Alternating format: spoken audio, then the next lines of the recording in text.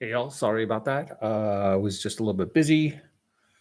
So I said something along the lines of yesterday as well, too, where I would be reviewing another beer because I reviewed one of the, 1 pint, 9.4 ounces of the Imperial Ale beer, Imperial Stout.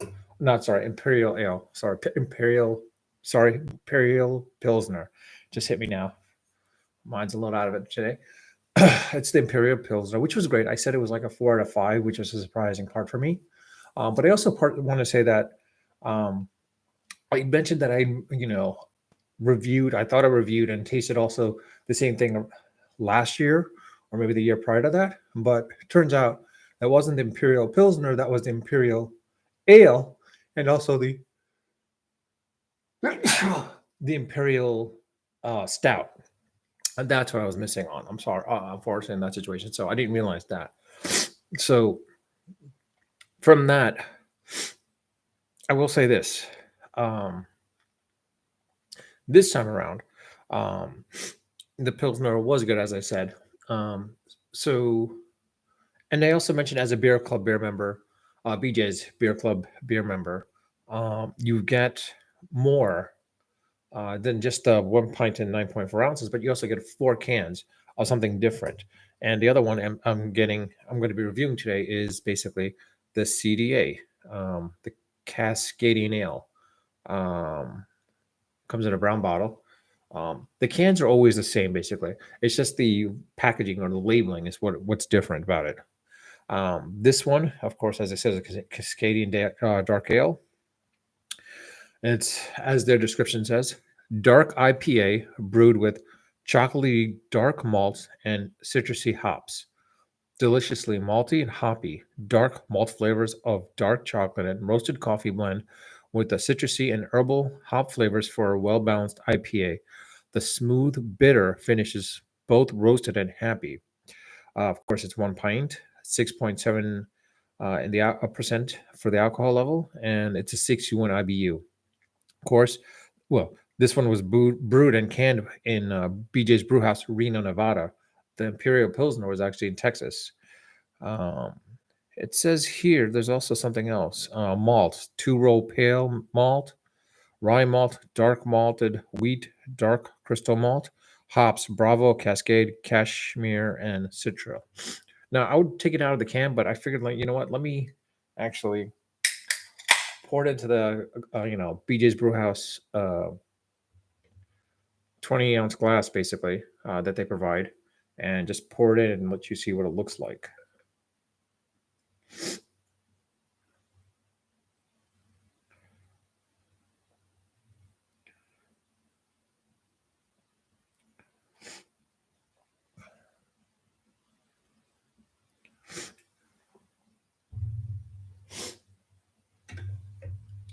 I should have pointed this down a little bit further. Sorry. That's too far down, actually. Okay. I guess I'll leave it at that. Anyways, in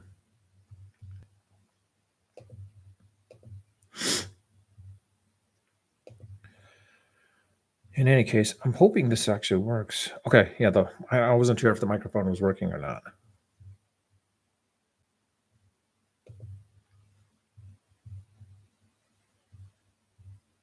I'm just waiting for the foam, or in this case, the head, to settle down a little bit and let it uh, air out a little, and let the aroma and flavors cascade in.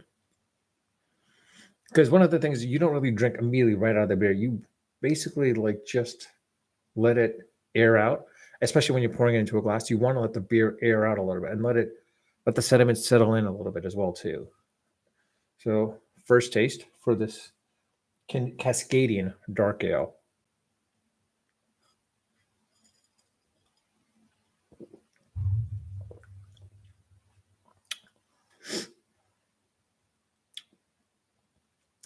It's an interesting taste.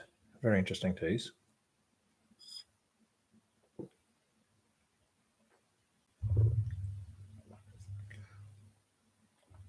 I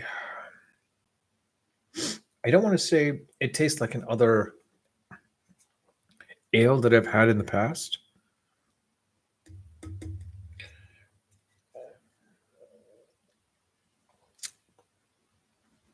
I do miss out on the KBS and CBS, Canadian Beer Stout and Kentucky Beer Stout by Founder. Uh, this one seems, I could say, definitely taste the bitterness. Um, I don't taste the citrusiness that they talk about.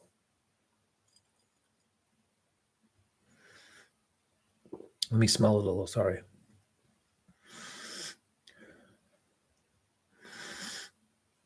Yeah, I don't really feel that or taste that. But you know what? This has got to probably settle in with me a little.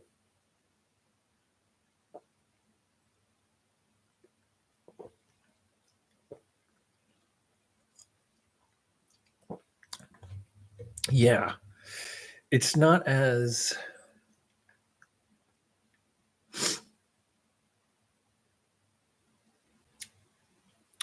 There is that bitterness taste. I do have that bitterness taste. I will say that much. There is that bitterness taste. Um,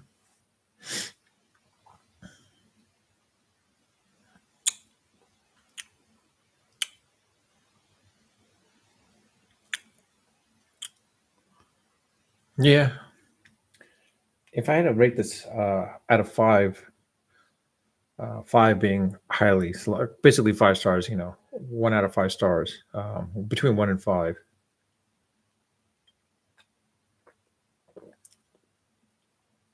Probably have to give this a 3. I'd say 3. I mean, that's my palate though. So you might like dark ales, honestly. I like dark ales too, to be quite honest, but there is that extra bitterness in there. I don't know why. And I don't taste their coffee roastedness as they were talking about, or coffee blend, sorry, or any of the dark chocolate that they're talking about.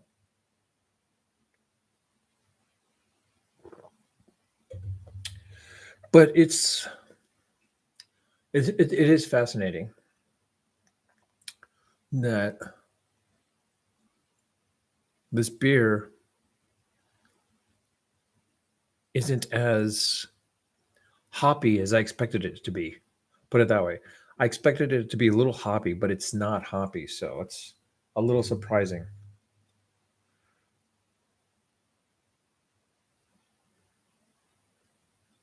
In any case,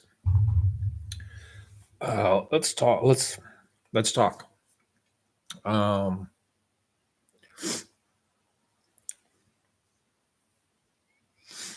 so it's a Saturday, basically. I mean, right now I'm just watching the NHL All Star game, which happens to coincide with the Pro Bowl flag football skills for the NFL.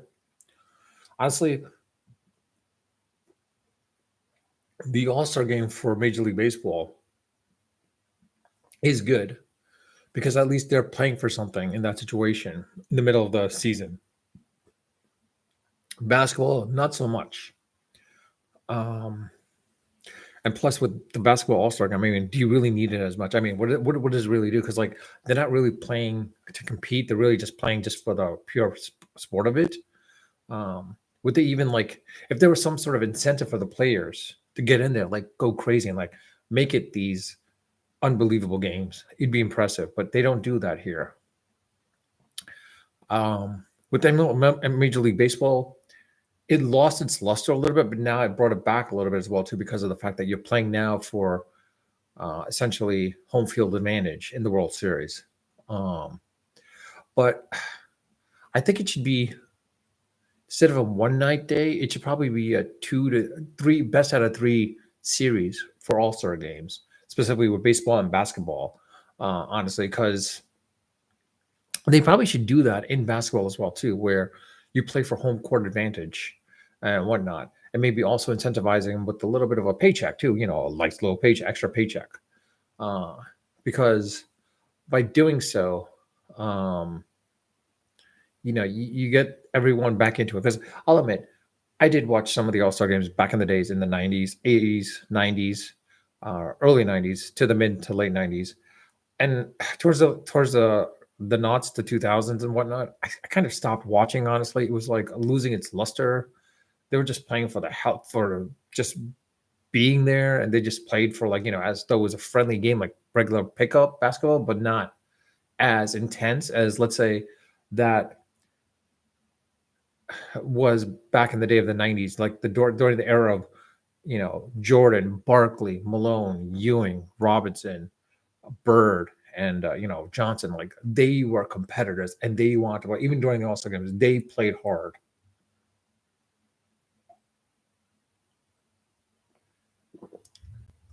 So I kind of miss that, and I don't see that here nowadays. It's more like now just a friendly, case of just playing together, basically, more than anything else. And that's, I was like, I don't know how you incentivize these All-Star games, especially football too. Like, I mean, honestly, you're in pro football now. Like, what do you do? I mean, like, that you have to make pro, like, sort of flag football, where it's more a case of getting injury prone, because or less chance of getting injured. I mean, put it that way. Um, because it's one of those things where, like, hey, why would we want to injure ourselves at pro football? And that's why they weren't really going. And some people are, like, opting out of it. Even some people are opting out of the MLB baseball games sometimes, as well as sometimes NHL games, because why? They don't want to get injured or whatnot, or they want to spend more time with their family, whatever it may be. Which I understand, I get, but I feel like there should be more to it, though. Quite honestly, I I, I don't know why, but I think there should be more to it. Um, Sorry, we're turning off some devices and whatnot. Um,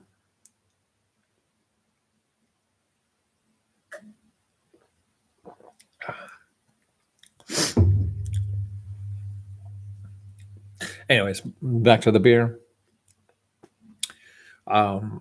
There are brew houses outside of BJ's, but then there's some in New York, and I was like, this makes no sense, because I don't remember seeing a BJ's restaurant or brew house, but I do see a BJ's wholesale company like Costco out in those vicinities as well too. So I could see the sort of confusion in some cases, because I've myself have seen that and confused that a lot, where I thought, hey, there's a BJ's out here. So I brought my BJ's card from New York to here in California, only to realize, like, that's not the same BJ's as, like, Sam's Club and Costco. It's more of a restaurant and brew house. So I'm like, oh, okay, never mind. So, it'd be interesting to see. I wonder if they're under the, I should look into this and see if they're under the same parent company, Berkeley and Jensen. If they are part of Berkeley and Jensen, then it kind of makes sense then.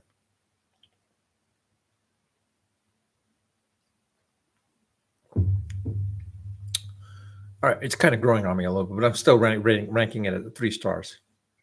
Not going up any further than that, because, like, there's still that bitterness. I don't know, what else should I talk about. I mean, like I said, it'd be great to, like, meet. I mean, if it is in SoCal, I mean, like, in each establishment or each BJ's restaurant, it'd be great to meet up some of the other beer clubbers at that restaurant, for those that are part of it. Because I know each restaurant has a bunch of, beer clubbers. It'd be great to meet some of them, talk to them, get to know them a little bit. Because, like I said, I knew some.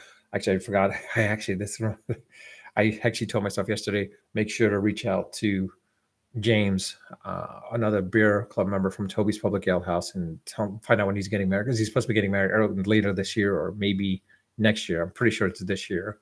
And seeing, hey, what's going on and whatnot. I haven't followed up in quite a while.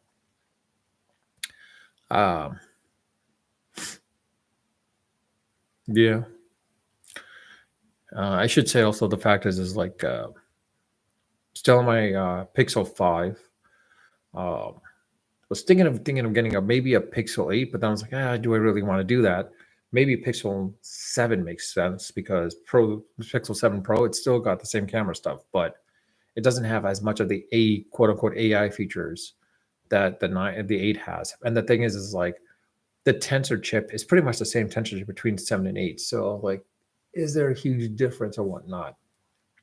The one thing, though, I wish they would bring back, I'm hoping Pixel does this in the Pixel 9, is rather than having the on-screen thumb fingerprint unlock, they put it on the back again, because sometimes the screen itself doesn't always work, and I'd rather do it on the on the facial unlock. Really, reality, it's not like the iPhone. I'd rather have the fingerprint on the back. Basically, it works really well. I don't know why they would want to remove it. Um,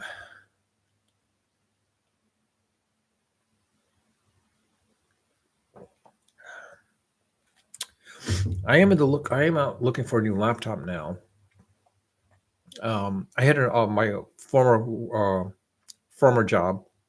I was using the Surface Laptop 4, which was really good. I want to not deny that it was pretty good. I really liked that laptop. It was really not powerful enough, but it fit the needs of what I needed to do. Almost reminded me a little bit of like a Mac. But was it good for like video editing and whatnot? No, it was not. It got me to do the job that I need to do, and like it was 16 gigs of RAM. So I learned that I would love to get a gaming laptop with a decent enough GPU on there, and of course the 12th gen Intel chip or AMD chip, and also with an NVIDIA card if possible, or maybe an AMD Raytheon, depending. But of course, having 16 gigs of RAM helps out. 32 is much better, of course, and hard drive space plays a big factor as well. I mean, if you're just using your you're going to use laptop just for like surfing the web and whatnot, then you just might as well just get like a tablet. Just use a tab, like an iPad. Hell, even a Surface Pro Go works even better, or even better. You know what? Chromebook. I mean, honestly, Chromebook works at that point as well too. The only difference is like all of them still record that information and send it off back to Microsoft, Apple, and Google. So it's up to you what you want to do with that. I would not be surprised if Facebook decides to release their own sort of competitor to Chromebook. Why so? Because the fact is like they'll make their own browser. I mean, honestly, I'm surprised that Facebook has not created their own browser. They could sort of take it off of Mozilla, build on top of it, and then essentially incorporate it as like the Meta browser, and essentially, have a Meta browser. If it's lightweight and whatnot, then yeah, because I mean, they're trying to get into other pieces right now. And like, I mean, they already have the Meta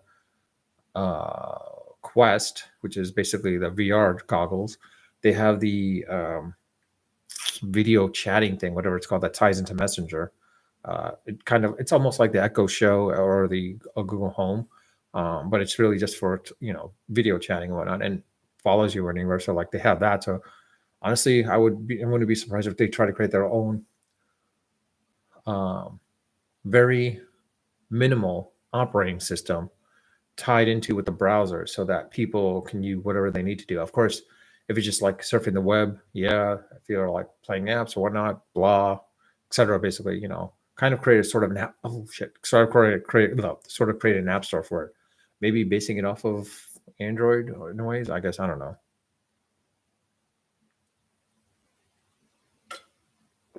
We'll see what happens with that. And of course, Snap might be doing that as well too, possibly. Who knows? I mean, it seems like Meta's threads are getting enough momentum now, where people are moving more away from X into threads. I think tying threads, Instagram, Reels, and Facebook all together, creating that whole ecosystem, is making it very worthwhile. Google trying to compete with Facebook with not YouTube on the browser, but YouTube on the mobile device, the YouTube app, where trying to compete with what basically Instagram is, and they're trying to compete with Instagram as well as Shorts, so they can compete with not only Instagram Reels but also TikTok. But then also having the ability to post photos on YouTube, making it more of a more social media platform more than anything else, which is what's happening basically. Let's be honest. When it comes to videos and looking at videos, long content videos, people are going to YouTube. Short term or short form videos, of course, it's going to be either TikTok, Snapchat, or Instagram. When it's live streaming, any one of them basically.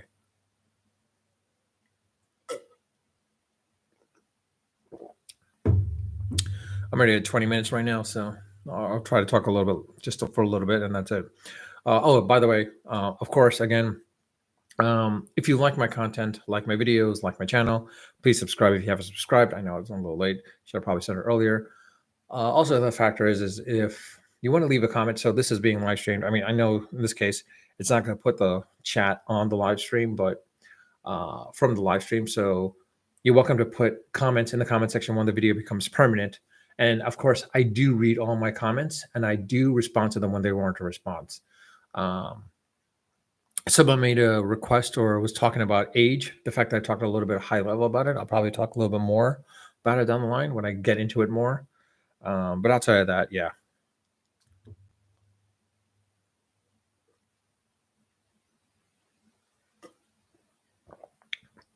In this situation, I had to uninstall OBS because the fact was I was having issues, unfortunately. So I had to uninstall it, probably reinstall and try it back again. It is a memory hog. I'll admit that it is a memory hog. But then again, I just realized I don't think I need to stream onto Twitch because I wasn't seeing any streamers on views on Twitch anyway, so there was no purpose to it anyways. What else should I say? Oh, sorry. I unfortunately lost my connection to my Surface 3 to my monitor, so I do have a monitor. It's not that bad, but the problem is I lost the HDMI connector. I forgot it in New York, so I can't do the HDMI directly into my Surface because the Surface 3 at the time has the Thunderbolt port, basically. So I'm sort of waiting for that to come in, basically. We should have the USB-C, but yeah, it's not there yet either. But in reality, is the Surface. I'm just using the Surface more for anything else, more as just a just to surf the web and whatnot. And if I can stream, I can stream through YouTube anyway, so through the browser. Yeah. What else could I say? Well, no, not what. Actually, let me look at the news a little bit. And one of the big things I'm a little surprised about is, of course, how the Knicks are doing. I mean, that caught me way, way off guard, quite honestly. I was like really surprised and shocked that the Knicks were doing that well.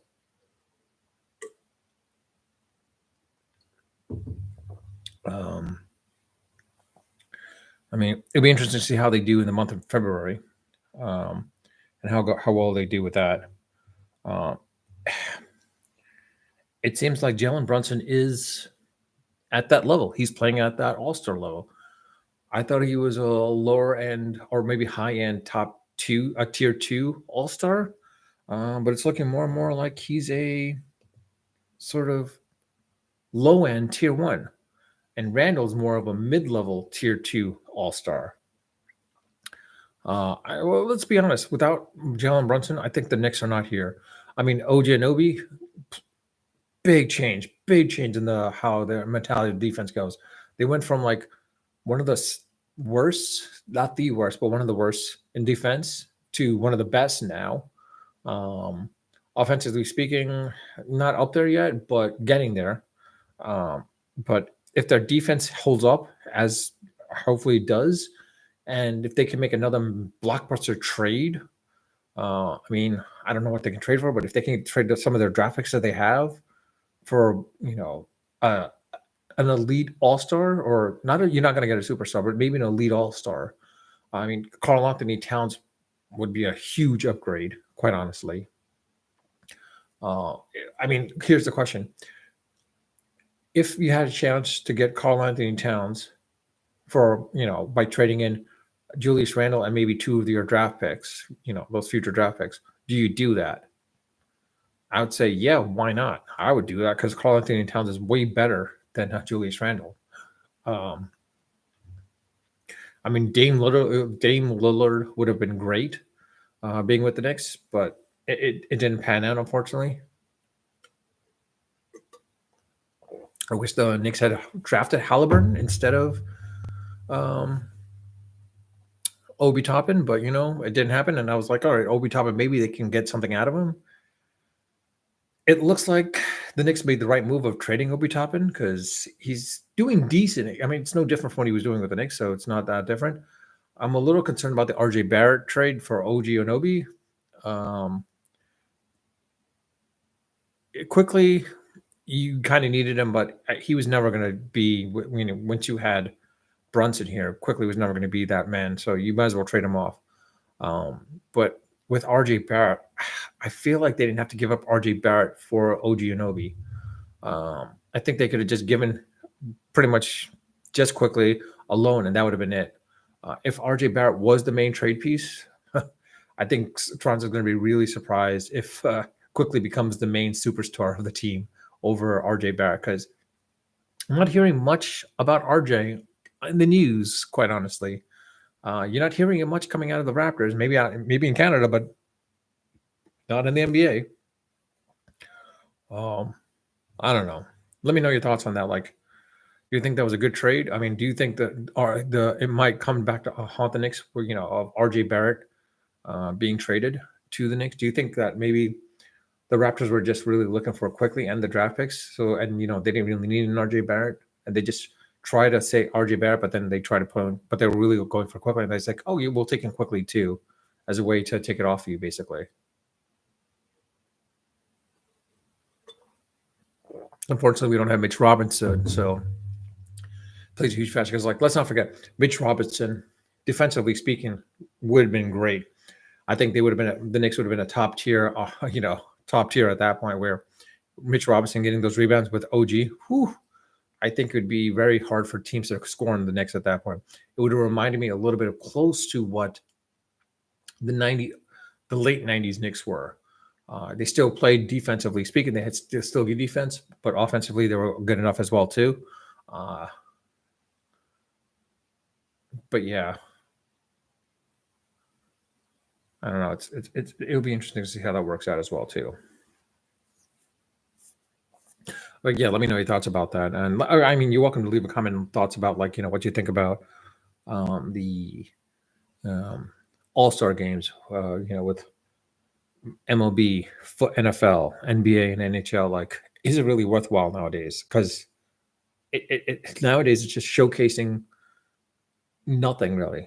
MLB, at least there's some incentive, but NFL there's really not. NBA, it's just friendly games now. It's not like what it was in the '90s. Like, I loved relished those All-Star games in the '90s, because, like, they were still, even though they were friendly, they still competed. You could see that competitive nature in them. Yeah. And also, if you're, again, BJ's Beer Club member, please reach out. I'd love to, like, meet up with other Beer Club members in the SoCal area. If it seems like the SoCal area is the pretty majority of the where BJ's Brewhouse is. It seems like it, but I don't want to say that it is, because I haven't seen or heard from anyone anyways, but it'd be good to know.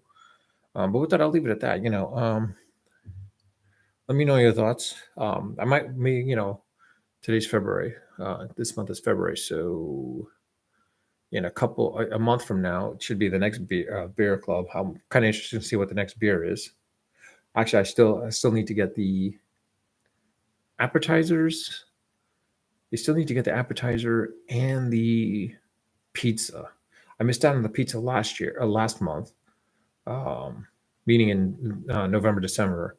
I should have done it, but I missed out on it due to, like, being away and being the holidays and all. I feel like I could have bought it, just, like, donated it to someone, quite honestly.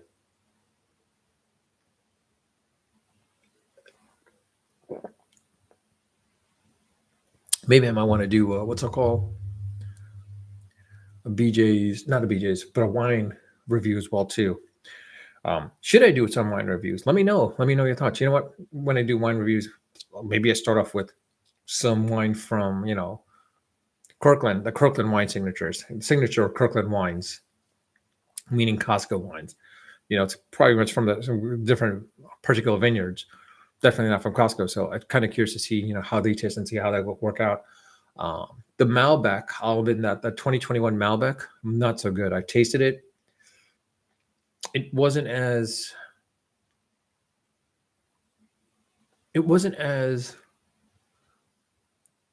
I don't know how to say it, but it wasn't as earthy, I guess, to say. It was more soury more than anything else, I feel like. But I could have just gotten a bad batch. I don't know. That's another possibility too.